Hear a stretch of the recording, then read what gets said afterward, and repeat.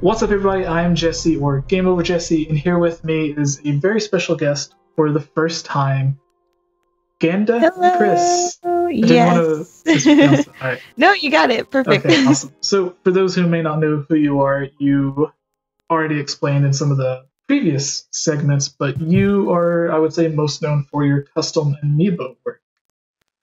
Yes. Yep. I paint them, put clay and mold them and all that stuff. So. All right. And as always, we also have Daniel here. Go ahead and say hi, Daniel. Hi, Daniel. I make that joke every time. He does. It doesn't get old. All right. So for the people that may be interested in finding you on the Twitter or the YouTubes, where would they go, Chris? So I am on Twitter, Instagram, and Facebook. Instagram and Twitter are the same, so it's Miss Gunda Chris. And then on YouTube, it's just Gunda Chris.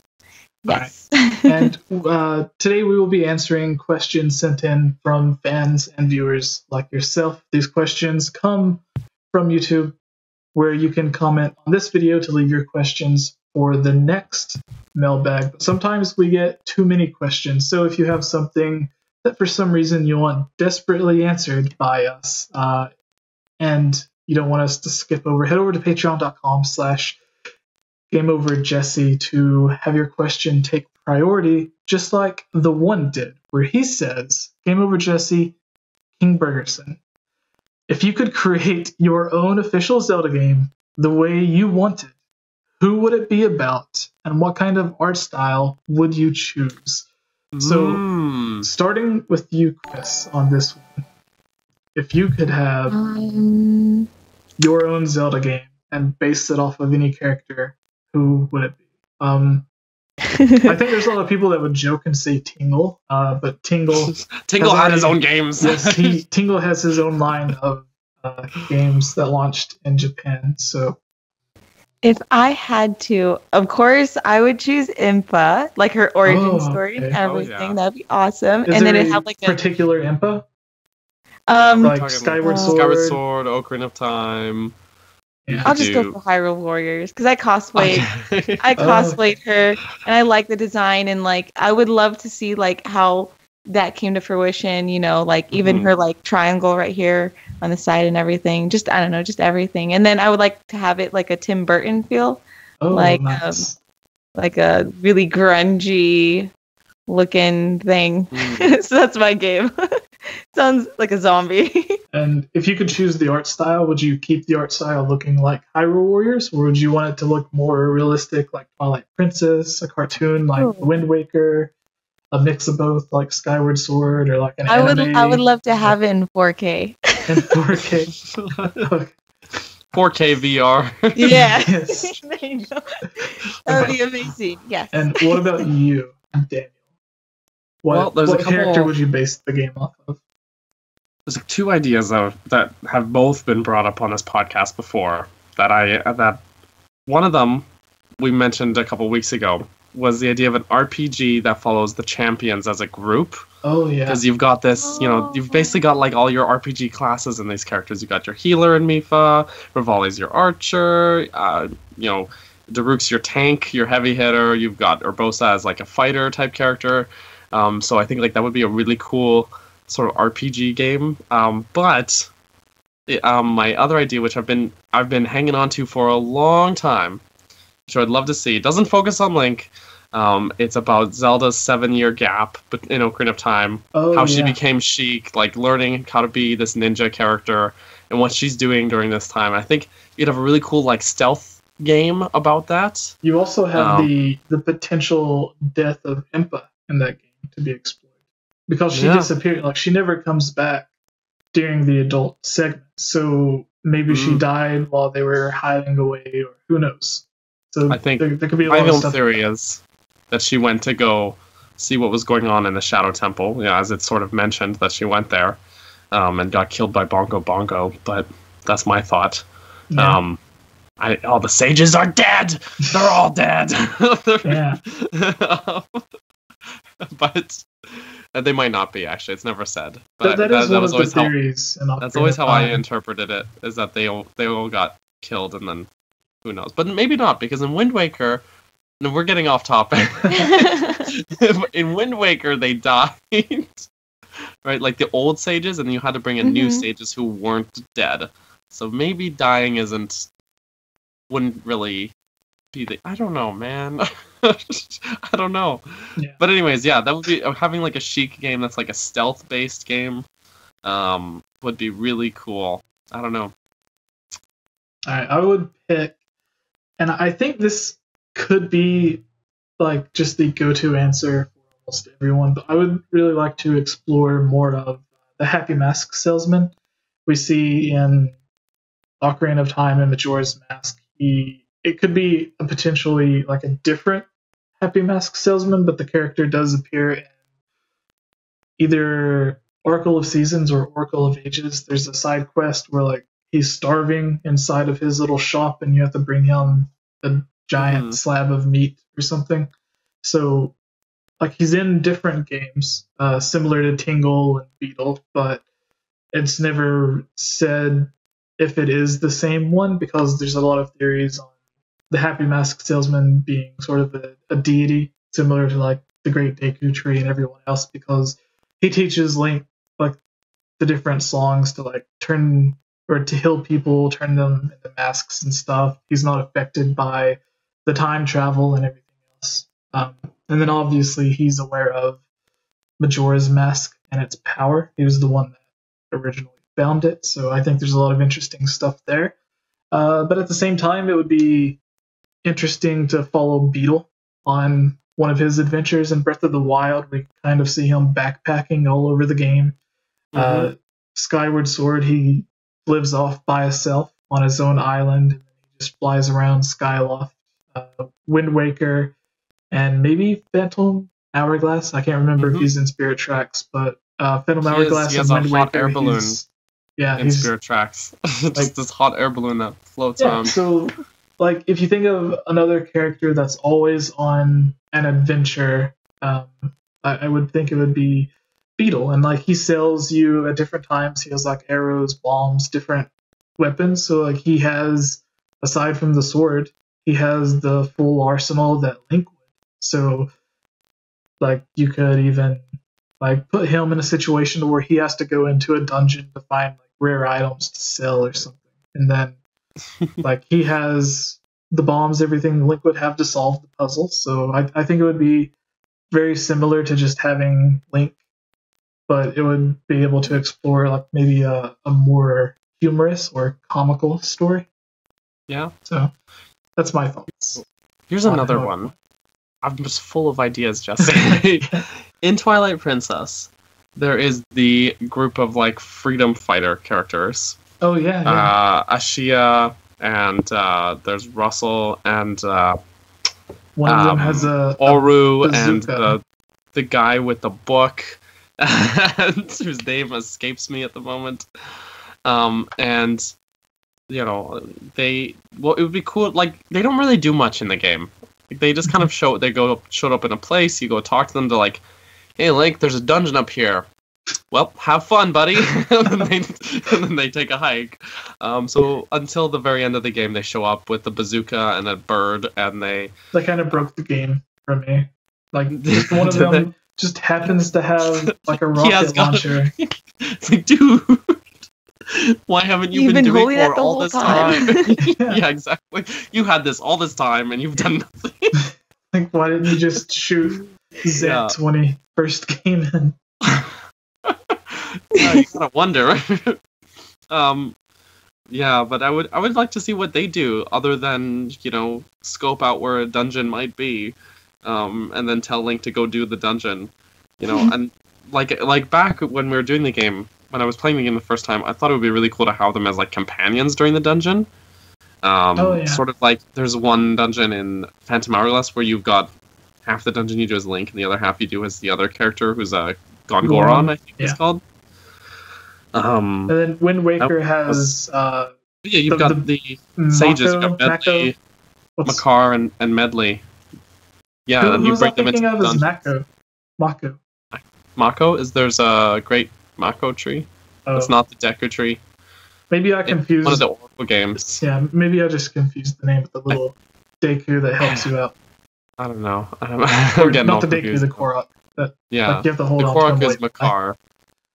But yeah, so you've got those companion characters in Wind Waker, so it would be cool to have these guys like come crawl the dungeon with you, you know, because then it would seem like they actually do stuff. Because they're supposed to be this group that in Twilight Princess's Hyrule, that they're like this rebel group of freedom fighters that are like doing good for the world, and they have this reputation that they don't live up to, in my opinion. So I'd like to see them do something. So make a game about it. That's all I got. Just do you something. Guys are like waiting for me to like. I think he's looking up the next question. Maybe. Yeah, I was just like reading through. I didn't realize that it doesn't look like we have that many questions for this mailbag. Maybe I didn't put them all in. So, Chris, if you can pick the next question that you would want to answer, and then. Yeah. Where is the next question? Is it on YouTube? Oh no, it's the Google Docs. Oh, whoa. Okay, yeah. Well, I'll choose the next one. all right. Well, you get to that. You pick one, Daniel. Okay. I wasn't looking, so. We're not prepared, Jesse. I wasn't ready to go next. I know. Okay.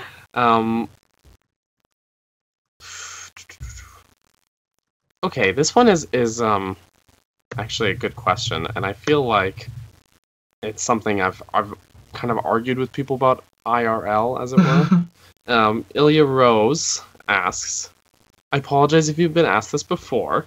I sometimes forget which questions I've asked which Zelda YouTubers. Do y'all think that someone who plays only Zelda games, and maybe a few random ones like Mario Kart or Animal Crossing and Mario Party, perhaps doesn't follow other game series, can't be called a gamer? Also, what games would you recommend to someone who is only accustomed to Zelda and wants to try others? So yeah, if you play video games and you like doing that, you're a gamer, in my opinion. Like, yeah, that's it. You like Zelda and a few other games. You play those games. You're like, there's different levels of it. Like maybe, whatnot. But like, I consider myself a gamer. So their question was, if you don't play a lot of games, just Zelda and a couple of others, are you still technically a gamer? Are you a gamer? And I say, yeah, sure. I mean, you're not maybe like there's different markets of gamers, though, right? That's the thing, is you've got your dude bros, and you've got people who are just like really into some genres. Some people only play strategy games. Some people only play MMOs. But we're all gamers. That's it's just hard to really define that term. It seems really elitist to say, well, you only play Zelda, so you're not a gamer. Yeah. So yeah, Ilya, I think, yeah, you're a gamer. Maybe not the same type of gamer as someone else you may talk to, but that doesn't make you less than they are. I had a friend who, he was one of the only people at my work, at my old day job, that was also a gamer. So we talk about video games a lot, and he in passing referred to me as a casual, and I was like, whoa, excuse me, like, whoa, I got a little offended. And what it came down to is that because the types of games he plays, he felt like he was a hardcore gamer, and he didn't feel like the types of games I played made me a gamer like it made him. So in his mind, I was a casual. And I don't think that the games I play make me any less of a gamer than he does. I'm very comfortable calling myself a gamer. And I don't think you should let anyone else define for you what you should call yourself. So there's my bit. Yeah, there was, like, the interesting thing is, like, if you go by that, which I'll play a video game for like a total of maybe 3 hours a week. I don't really play video games that long unless it's like a new game. Like when Breath of the Wild first came out, obviously I was playing that as much as I could, but after I beat the game and got through some of the DLC, it just then goes back to, like, I always had this issue, like, after I turned like 18 or 19, that whenever I was just playing a video game, I always felt like, this may not be the best way to put it, but like I'm wasting my time. I could be doing something more productive, which is really great with the YouTube channel. That, like, if I play a game now, then usually it's a game that I was sent to review or do a video on or something. So then I can be like, I'm playing the game, but I'm also being productive because it's my job. So I can kind of get around that now. Usually, like before my YouTube channel, it would have to be like a co-op game or something where like I'm with my girlfriend or my friend or whoever's there with me playing the game as well. Like The Last of Us, which isn't necessarily a two-player game, but it's a great game to play with someone. So playing through that game, I didn't feel like I was just playing a game and wasting my time. So that's my experience with that. And then like someone, I guess, from that could be like, well, you only play Zelda or you only play a game like maybe an hour a day. You're not a real gamer. And then it's like, I don't even know if I would take offense to that if someone's like, oh, you're not a real gamer. And it's like, is that a bad thing? Is it good? Yeah. I don't know. But what about you, Chris? How often are you playing games? And do you think that would qualify someone to not be a real gamer if they're only playing a few different games? You know what? I'm actually in the same position as you are, where it's like I'll get games to review and play, and so it gives me, motivation to, man, I can't wait to sit down and play this game. But I truly don't think that there is like a checklist of games that you need to play in order to be a gamer. I don't know if that person's looking for a title or achievement trophy, but there's no such thing, I believe, as like a true gamer. If you pick up even a mobile game, that's still a game. You're still dedicating your time to a software that is fun and obviously to take skill, so again, I don't think there's any titles to be won or anything like that. If you play a video game, you play a video game. I mean, there's some people that don't even play video games. So, but yeah, that's what I believe in. If you're looking for that title, you can give it to yourself, but don't expect anyone else to feel bad or worse or whatever.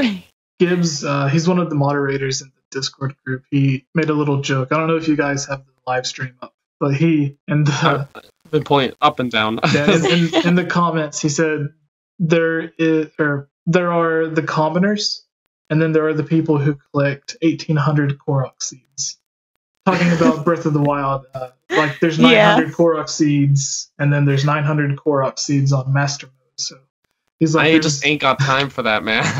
Yeah, it depends on how much free time you have. That's so much dedication. That's so much dedication. And when you get older, sadly, like your time dwindles. It totally does. Because I used to play like probably like I would say consistently 4 hours a day, pretty consistently. Sometimes more, sometimes less. And it's even now. Sometimes I will play like 8 hours a day. Yeah. But those days are very few and far between. I'll maybe get in an hour or two, like here and there. There are days I go the whole day, and I'm like, I didn't play any video games today. What a weird world I live in. But I ain't 17 anymore. I'm well into my 20s now, and I just don't have the time that I used to. I've got a day job that keeps me pretty busy, and I've got a lot of video editing to do, which I take a lot of enjoyment from doing. I really love getting into that work. Yeah. Sometimes it does line up where I'm like, I need footage for this. Crack out Breath of the Wild and it records for like half an hour, and I'm like kind of doing both.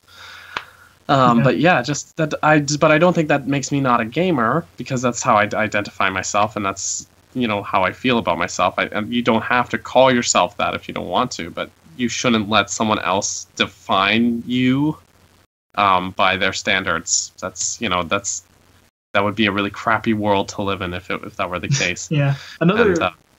Sorry, what were you going to say? No, you go on ahead. I didn't mean. I was going to get anecdotal. I was just going to say, like, another variation of this is like if you were just talking about Zelda and someone's like, they've only played Ocarina of Time, or they've only played Ocarina of Time and Breath of the Wild, and someone's like, "Oh, you're not a real Zelda fan. You haven't played like Don't get me started on the real fans. Yeah, it's like you're not a true fan unless you've done this." Yeah.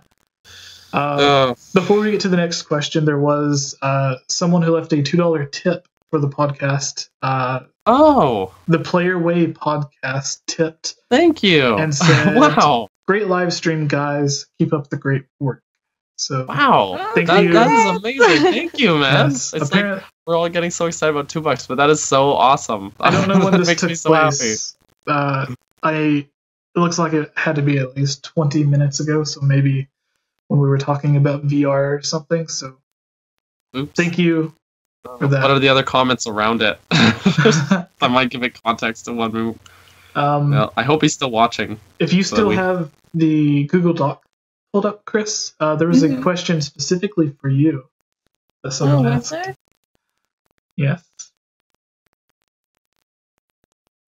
All I see is the Star Wars and Star Trek one. Is that? That's a good one. We could do that. I don't see the other one. Okay, so if you look at RPG is the one that asked it. It's the second question. I see it. Okay. Right. Ooh, okay. What is Chris's favorite game series? Keeping in mind we all love Zelda, and if she doesn't say Zelda, we won't like her anymore. Ooh. Well. Speaking of elitist. All right. Game series. Well, one that definitely clicked immediately was Wind Waker, because I would play it with my sisters, and we would do like ridiculous things and really not follow the storyline. But I would take a lot of pictures with a pictograph and like, of course, make them into figurines and stuff. And that's how I actually got kind of into wanting to make figurines too, is because when I took pictures of the pictograph and then had the guy make the figurines, like I was really interested. I was just like, this looks beautiful. Like I would love to have a figurine like this displayed in my own room. So I love the Zelda series. I love Pokemon for sure. So if I had to choose Zelda and Pokemon, like my top two. Awesome. What about you? We'll come back to that in just a second because someone else asked a question that kind of ties in with that. But what's your favorite video game series? Well, it's obviously Zelda. I'm a huge Zelda fan. Next to Zelda, Metroid and Mario in no particular order. Kind of fluxes between the two. I love me some Metroid. The thing that I love about it is it's so atmospheric. Like the ambience is incredible in Metroid games. Like if you get some real good headphones. I don't mean to interrupt you, but while I have this thought, did you watch the Boss Key videos? Where the guy dissected all of the different Zelda dungeons? No, I'd love to watch that though. I love level analysis and stuff. Yeah, he goes through every single one of the Zelda games. It's been going on for a few months now, and it was supposed to be leading up to his review on Breath of the Wild, as well as I guess he's a video game designer, and he had a series where he talks about how the different thought processes and development tools, ideas, concepts that go into creating different levels in different games. And he did Mario and a bunch of other games, and he got to Zelda. But because Zelda, the way that the dungeons are designed are specific to each game almost. Like the dungeons in Twilight Princess are a lot different than the dungeons from A Link to the Past. And then obviously the Divine Beasts in Breath of the Wild are a lot different than Ocarina of Time. So he went through every single Zelda game to do the video or whatever, and the new series, which was called Boss Key, began as just the different Zelda stuff. But at the end of it, he finally did Breath of the Wild, which came out a couple of days ago. But at the end of that video, he said Boss Key wasn't over, that he would be diving into other games as well. And one of the games that he mentioned was Metroid. So he's going to be looking through all of the different Metroid games, talking about the different concepts, design choices, and everything from a developer's point of view. And Metroid. So this sounds like a series I need to start watching. When you mentioned Metroid, it popped it in my head So didn't mean to interrupt you. I apologize, but I thought it would be something that you'd be interested in. I know I'm all about that. I want. Do you know like this series, Chris? No, not really. Okay. But I'm interested now. Yeah. Sold it to me. So finish what you were saying. Oh yeah. Daniel. So like I could go on and on about why I love Zelda. You guys probably there's been weeks of that on this podcast. So, but yeah, Metroid is like super. Like Mario is fun, and it's like great Mark level Brown design. That's is the okay. Guy. He I think he does stuff for like Did You Know Gaming and Unseen 64 and stuff like that. But he also has his own YouTube channel. Finish what you were saying. Right Sorry. Yeah, Mario's about like having fun almost, and it's like a fun, bubbly adventure, and I find Mario's level design very fun and interesting. Whereas Metroid, it's like all raw atmosphere, and it's very emotional and isolating, and it's like a really different experience when you go into Metroid. And it's a game that makes you feel alone, but also like strong. And there's like a very great sense of progression in Metroid games from where you start.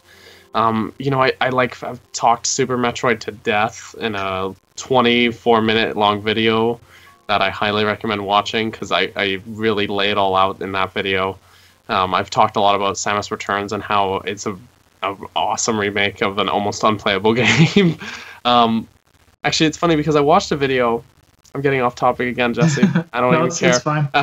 There's a video I watched that was comparing the 3 now versions of Metroid 2, the original Game Boy release, the fan remade AM2R, and Metroid Samus Returns for 3DS.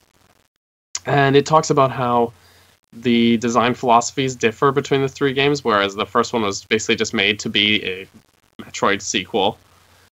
AM2R was made to bring Metroid 2 to the same standards as Zero Mission, and AM2R Metroid Samus Returns throws all that out the window for a different philosophy, and it mentions bringing that both the remakes sort of missed the mark on what was good about Metroid 2, in that it loses its sense of atmosphere and isolation because of even technical limitations that aren't there anymore. And I just like never disagreed with a video more in my life. It was like a really good, well thought out video. And it was like, I was like listening to it, I was like, yeah, everything he's saying makes sense, but I don't agree.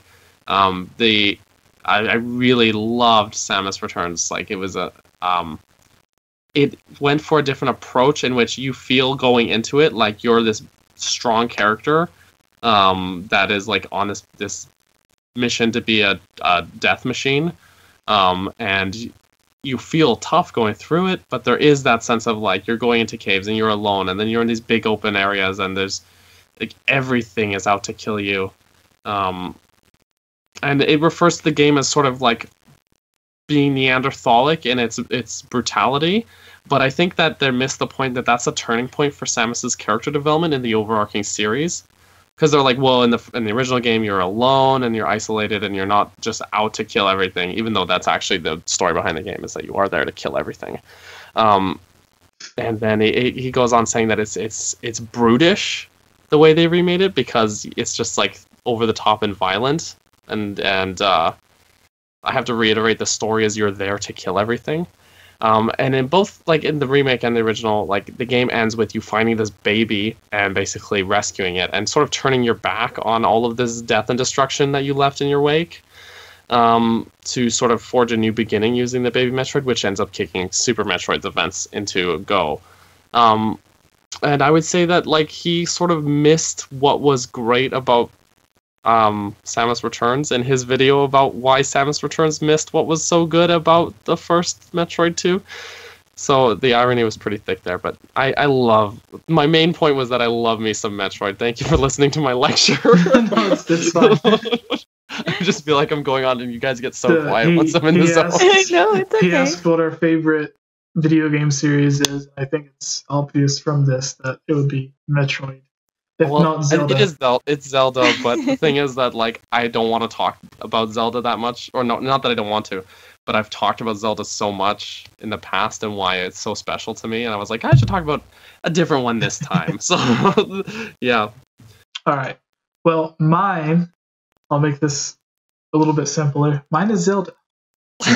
So, next question. Dun, dun, dun. So I did a question, Daniel did a question, and then Chris did a question. So it's back to me.